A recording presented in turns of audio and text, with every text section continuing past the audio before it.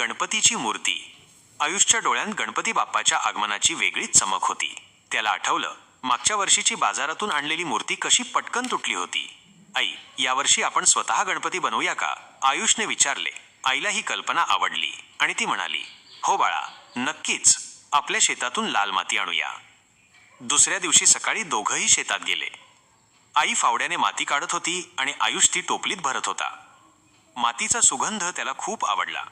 लवकरच त्यांची टोपली भरली आणि ते घरी परतले. घरी आल्यावर त्यांनी माती एका मोठ्या परातीत ओतली. आईने त्यात पाणी घालून ती मळायला सुरुवात केली आणि आयुषनेही तिला मदत केली. माती मळताना त्यांचे हात पूर्णपणे मातीने भरले होते. माती तयार झाल्यावर आईने एक मोठा मातीचा गोळा घेतला आणि आयुषसाठी एक छोटा. आईने कुशल हातांनी मोठी मूर्ती बनवायला सुरुवात केली. आयुष तिच्याकडे पाहून प्रेरित झाला आणि त्यानेही स्वतःचा छोटा गणपती बनवला. आईचा गणपती भव्य दिसत होता, तर आयुषचा छोटा आणि गोंडस. संध्याकाळ झाली आणि दोन्ही मूर्ती तयार होत्या. आयुषच्या बाबांनी रंग आणले. दुसऱ्या दिवशी सकाळी सर्वांनी मिळून मूर्तींना रंग दिला. आयुषने आपल्या छोट्या गणपतीला हिरवा, पिवळा आणि निळा रंग दिला. रंग दिल्यानंतर दोन्ही मूर्ती अधिकच सुंदर दिसू लागल्या.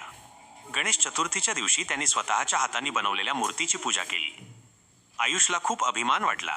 त्याने मित्रांना सांगितलं की ही माती त्यांच्या शेतातली आहे. त्या दिवशी त्यांनी केवळ मूर्तीच नाही, तर एक अविस्मरणीय आठवणही